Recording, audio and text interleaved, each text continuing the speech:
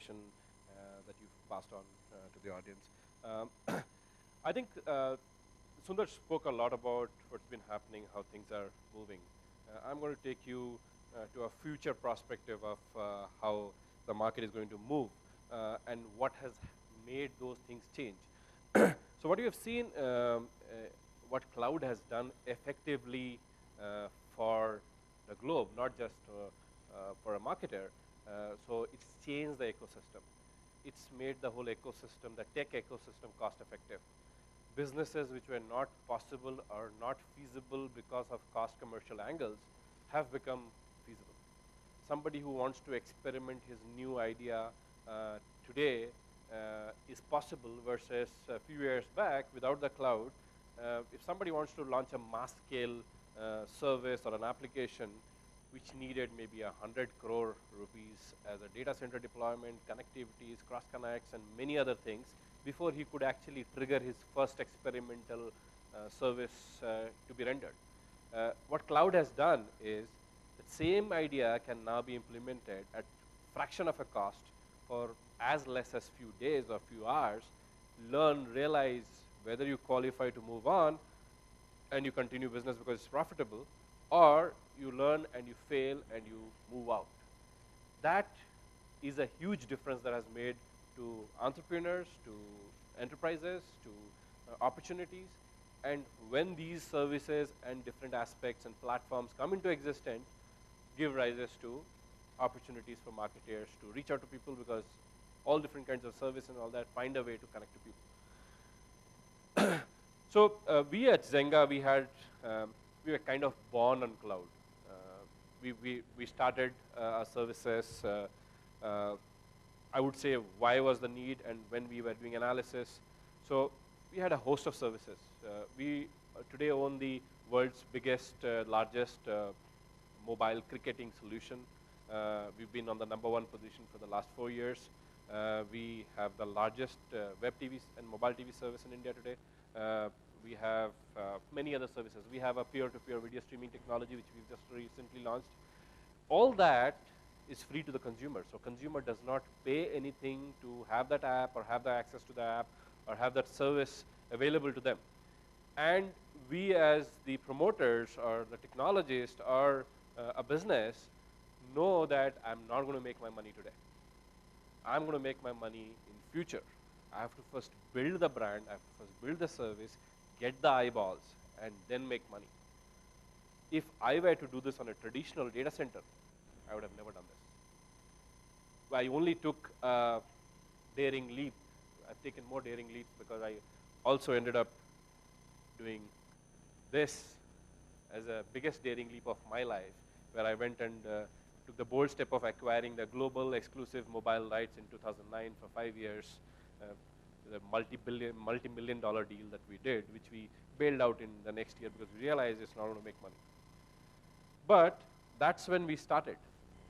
And when we were touching an animal as a monster, I would say as large as IPL, we had to be backed up by resources, capability to handle spikes, because nobody has done IPL before that. Nobody had done distribution of a content of that phenomenal nature globally before that. So we didn't know what scale of people are going to pour in to watch it, what scale of visibility will happen, what kind of data I will need, what kind of network connectivity will I need. And if I signed this deal 10 days before IPL was starting. So if I were to set up a data center to handle the spike, manage the plan, and do that, I had to sign that deal at least 1.5 years before IPL was to be hosted. So what cloud gives you is scalability, instant availability, hundreds and thousands of servers, hundreds and thousands of computes, whether it's memory, storage, all that. And the best part is it is not visible to the consumer. The consumer at the end of the day does not care whether your servers have failed. You might have spent millions of dollars buying those servers, putting the data center, and that one rat came and nibbled one of the fiber optics and you went down. The consumer does not care about that. Consumer needs end experience. What is the final output that you are giving them and how good is it? And there is always comparison. So for example, if I'm running a mobile TV service, I'm compared to the regular TV, which is broadcast at 150 Mbps. Here I'm struggling to get 20 kbps on the networks. So the comparison is there, but how do you achieve it? And how do you manage the scale? How do you manage instant deployment? How do you manage instant corrections? And keep the cost low. Because if you can't keep the cost low, in today's day and age, larger enterprises, whether it is an IBM or a SAP or a Microsoft, everybody is looking at low-cost operations and high profitability because the margins have gone down. The user behavior has changed. The consumer behavior has changed. The adoption has changed. A lot of things have changed. We've moved from there, and we finally are today serving 22 million customers worldwide, out of which 85% is India, and doing about 350 million video views a month. With these kind of customers, who are the top brass, the expectation from the customers are extremely high. I mean, they don't, for them, the brand value is extremely high. They don't care how much money you charge or how much value you're taking. They can't have a face loss. So for that, you needed a data center, something like this. So if I would have done a traditional data center, it would have looked something like this. And I have done this in my past, in my previous businesses, in my previous jobs when I used to work for Siemens and other places. I have built data centers like this, and I used to enjoy. The claim to fame that time was, I run a data center which is 1 lakh square feet in size. So that was the claim to fame. But I think in today's day and age, if somebody comes and says, I run a data center even 10,000 square feet, I think he's the most stupid guy in the world that I would now know. See. Because what is the point of investing on CapEx when you can do the same thing on OpEx? And these things reflect back into the market in a different way. These are critical things which are required from any delivery point of view. Whether it is brand promotions, whether it's brand sustenance, whether it is consumer consumption, which leads to eyeballs, which leads to marketing, which leads to marketers connecting to consumers. There are very nice sessions we had in the morning, both from Shiv and the panel, that how the people are connecting, how is the convergence happening, how is the real-time data analytics happening. All that is good to hear, but how is it getting powered? The invisible layer which has come into existence and is making that change happen is the cloud. So we as an organization went searching for we knew that we had to go on cloud, but we went searching for the right cloud and figured out that India is a bandwidth expensive country, and today my cost of, I run an STM connection today on my data center, which is just doing the uplinking of content. Just for doing that job, I need an STM which is costing me 30% of my total IT spend or total infrastructure spend, because the rest of the millions of consumers are being served from a cloud at 1/3 the cost of compared to what I'm spending just on the bandwidth connectivity. So we went and we discovered, we found, we did analysis, we did the skateboard, the whole canvas that every organization, especially a techie-backed organization does. We figured and we finally settled down with few guys and we did experiments and all that and moved forward. So now what's happening is all the front-ending layer that a consumer sees, whether it is apps, whether it is services, whether it is online services, retails, all the eyeballs, that wherever the eyeballs go into, including the broadcast medium today. So if you see today, the TV has changed its own skin also. From being a traditional, pure, live, channel-wise broadcast, it has moved into a stage where you get video on demand now. You get to have a showcase where you can choose your movie you want to watch. You get an option where you can choose your other content you want to watch. You have a lot of on-demand services. Now, all these on-demand services on a broadcast quality is stored somewhere. And that storage is powered by cloud. Otherwise, it wouldn't have been possible. Now you have catch-up TV where you can, and a lot of these DTH brands are now popularly advertising. You can go do a catch-up TV. If you've missed it, record it, hold it. Shah Rukh Khan promoting it, so many guys promoting it. How is that happening? All that is powered by a cloud. If somebody had to put a data center to do it, it was impossible. Because you don't know, or today at least the broadcasters versus the platform providers both have realized that we don't know what content, who's going to watch when. So you have to, in any case, store all of them. And maybe over a period of 3 years, you figure out that, okay, these are the pieces of content which has been watched only few times, so I can let go that. But letting go that is moving it from an active, published streaming engine to an archival store. You still need to store it. You can't just throw it away because it's valuable data. It's content which has been created. People have moved away from regular tapes and reels to digitized content, digitized method of storing. And that's what has happened. Now, today the new mediums and marketing, which I will speak less of because I think we've had an overdose since morning on those, these are the mediums which are moving in. The bottommost is actually a skin change which was happening now, where catch-up TV is coming in, VOD is coming in, many new formats are coming, interactive TV is coming in. India is going to be digitized totally as per the government by 2014. Now, once that happens, you'll have measurability also built on that. Now, when you're doing measurability, where is the data going to be stored? We are talking about 150 million homes with connected TV today. If that by 2014, let's say, becomes 200 million TVs connected, they're viewing Aaj Tak in the morning, afternoon they're doing Discovery, evening they're watching a kids show, late night they're doing. Now, this data is going to be captured not just channel-wise, duration-wise, which show, what format, how many times did the users move from one channel to the other, what is the frequency of swipe, what is the user behavior pattern, what is the change pattern. All that data is going to be pulled back from the user, stored somewhere, and then mined, and then crunched, and finally a report will come out which will say, this is the user behavior. The final report could be a one-page report, but there are a few terabytes of data which is going to run, petabytes of data which is going to run behind, and there are engine which is going to power it. There's no other possible alternative other than a cloud which can do this. And when you get those data, you will get to know what to do and how to treat the user, the targeting, and everything will happen. Today, in the mobile specifically, which is the fastest growing medium, as Shiv mentioned, as we know, we have apps for everything. I mean, this is just a small top 5, 10 list that I've picked up, but we have apps for everything that you can think of. And you can actually go niche into your specific need and only look at that. Somebody who's a health freak would want to see how many times I exercise, I want to maintain that, I want to maintain my balanced diet. Somebody else who's a game freak will keep downloading games. And this, again, is backed by cloud. And this has opened a new dimension into the whole world of the way the enterprises are built, the way an organization happens, the way an entrepreneur comes into the market, and the way the experiments happen.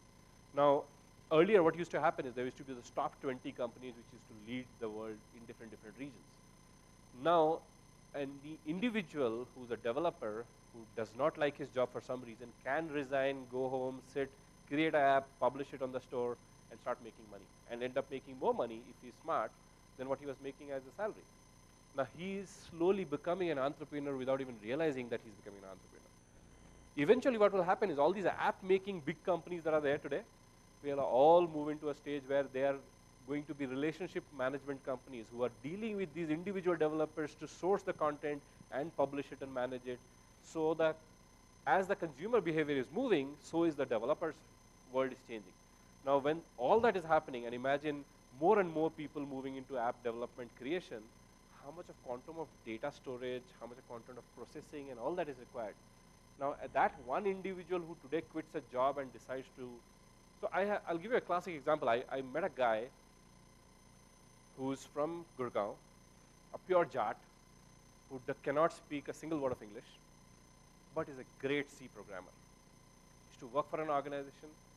Without realizing what he's doing, he made a Tomcat-like application, put it on the App Store, and started making some money on that. His boss realized this, and he went and told his boss after excitement that I've made $5,000 on download. His boss fired him, saying that what you are doing is not right. If you had made an application, it should be published under my name. You cannot do it individually. He left the job, moved out. Today he has about 50 applications and makes more than 5 lakh rupees a month. What he was getting paid as a job was 35,000 rupees. And was a thankless job because the boss never thanked him for what he did. He was always being cursed for what he was not doing. And today, he does not realize what he has become. I asked him, what's your vision going forward? What do you want to do? Now that you've made 5 applications, 10 applications, 30 applications, what do you want to do next? He says, I want to become a director. I said, director of what? Now, I want to become a director of a company. I said, your own company or somebody else's company? No, my own company, I want to become a director. I said, that you can become without even doing any work. You can just go to ROC, file a company, become a director, and do nothing. Is that what your vision is? So he doesn't know where to go. He doesn't know what to do and how to do. But he knows one thing for sure, which is what is breaking the boundaries today, is he knows he has the power today with so many app stores in the market, so many options in the market, that he can create an app, he knows how to publish it, and that's where it ends. He knows that I'll get the money. He doesn't know how to take care of taxes, he doesn't know how to take care of so many other things which are required to run an organization, but he has put the seed of creating an organization. Tomorrow when he makes a lot of money, I'm sure there will be people who will come and educate him on how to create an organization, how to make it go further. So there are many things which are happening on this front which is going to empower this, and all of them finally reaching to an eyeball. Now, in India, for example, this is the audience-scape that we have. I mean, through different connections, different ways to getting connected to consumers. We have 950 million mobile users. We have 800 million desktop users. We have 150 million TVs. So different ways of getting into people. And being the most prominent in mobile, you have multiple ways of getting into it. So you can capture multiple ways of the same eyeball in a different. If you can measure it, you can manage it, you can do that. Now, this is how the market is changing. If you see, from a handful of big brands which I explained, it's now moving into an individual-driven environment, where a lot of individuals will drive the market rather than those few handful of organizations actually driving the market. They might become a consolidator going forward. From just the print TV medium of advertising and each reach to many industries, genre specific reach. Now, people used to go specific on different mediums. So people used to go and advertise on newspapers, TVs, hoardings, banners, and stuff like that. Now they are going in specific, and they are going in and figuring out, okay, I want to target a guy who's in Delhi because my product is going to be first made available in Delhi, with an age group this, with a male-female gender specific, with a income group maybe, or with a XYZ, and that filtration is available today. From an assumption-based measurement, which is what we've heard on the TAM, so TV, for example, did the best thing, I would say. I mean, I think all other mediums have suffered giving the measurement, trying to prove themselves on the measurement metrics, whereas compared to TV, they had the best cakewalk on that front. They picked up the measurement tool which was based on assumption. They are today the most expensive medium to spend and are still rocking on that, and people still going and spending money there. Today they don't have any call to action, interaction, connection, there's nothing. It's just a one-way talking device. But people are still spending their millions and billions of dollars on that medium. Versus at the fraction of a cost, you could go to the digital world, which is what is going to give you all the benefits, and people are still not adopting. About 3 years back, in one of the panel where I was speaking, I questioned one of the co-marketeers who was responsible for a large spend in India. And those days, there used to not be special people for digital marketing. So one guy had that additional attachment. Okay, you are, after a while you are doing this, you also take care of digital, because that was too minute. So I asked him that, why doesn't brand today come forward to even experiment on a 5 lakh rupee value, 2 lakh rupee value, 10,000 rupees value on the digital space? He gave me something which was a hardcore fact, and that actually made me change my business plan. He said technology evolves and changes and moves one step ahead every 1.5 years, 2 years, at max 3 years. Advertising industry does that once in a decade. So every 10-year cycle is when an advertising industry will go and say, okay, fine, what are the new options available? Let's look at that and review it and start. Okay, this decade we will only adopt these new mediums, and then the rest of it who failed to qualify for that will have to wait for another decade. And technology would have changed 3 times over during that phase. Now, while this is true, I think now the brands are also under the pressure to start adapting faster and reduce that cycle of a decade to maybe 2 years, 3 years, at max 5 years. But the demand, it's like a chicken and egg story. There's a new medium available, you're asking for data, but you will only get data when you have something put on it. So you put it first, and then you get it. Last 3 years, we've done so many experiments in so many ways. So we introduced the whole concept of video ads in into the mobile industry. In 2009, we did TV-like video advertisements, so 10-second spots, sponsorship ads, bugs, push-ups, and all that. So the first reaction the brand gave was, how can you see it on a small screen like this? And eventually, Pepsi came on board, and they were overwhelmed, excited, because the spend that they did versus the ROI that they got, because they got a report which said, your 10-second ad was viewed by this many people for this durations. So out of the 10 seconds, this many people watched it for 5 seconds, this many people watched it for 10 seconds, this many people actually did not watch beyond 2 seconds. Can TV give you that? No. We also gave that these people who watched it were from these geographies. And these are the phones that they're using by which you can kind of measure what kind of income bracket or revenue bracket that the family belongs to. So all that came in and gave a lot of value and added the whole. So things started changing after that. Now it is moving into an ROI-driven market versus earlier spend had hypothesis and calculations which was not made there. From a yearly planning, now it's become spot planning. So brands are now taking corrective measures while the campaign is going to move, rather than when the campaign gets over and then beyond that go and think about how it's going to be happening. From a push base, it's moving to a pull base. So now consumer wants to see what he wants. He can't be forced to see what he wants, what you are going to show them. From an appointment viewing of a channel to a show, now it's become on demand. If I miss my favorite show on TV, I don't care, because I can watch it on YouTube, I can watch it on so many other platforms that are available, on mobile, on web, many others. Spamming and all that is anyways going to move into history. Thanks to TRAI, a lot of effect has happened. This is the wish list that a marketer always has, that I want contextual targeting, location-based, instant conversion, tracking, follow-ups, engagement, ROIs, and fail fast, learn fast kind of scenario, which is a challenge. Now, all this was primarily somewhere or the other dependent on scalability, high price of delivery, which is why people are not investing, big data to crunch, no systems, even if you create clusters of servers, you couldn't manage it, high ROI impacts, and real-time analytics. These were not available in absence of cloud. Now, when cloud came in, these were all one-shot completed. Now, people have to just make more and more possible tools, technologies, write better codes to do better analysis.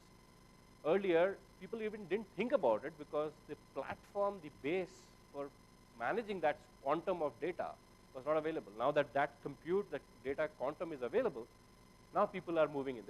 I know at least 30 such companies who are new analytics companies writing new sets of codes to be able to analyze different segments, dimensions of data to be able to give you different kinds of information, which marketer will use to decide how to go to the market, what is the new go-to-market strategy, where to go and what to do, and where to spend the money.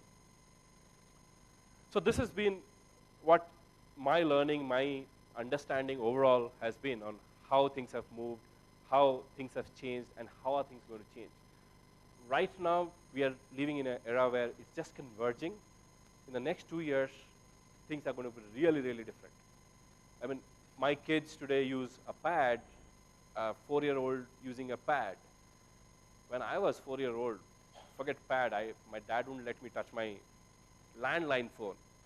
And those landline phones used to have 4-digit numbers, not even 10-digit number those days, which means they were analogs.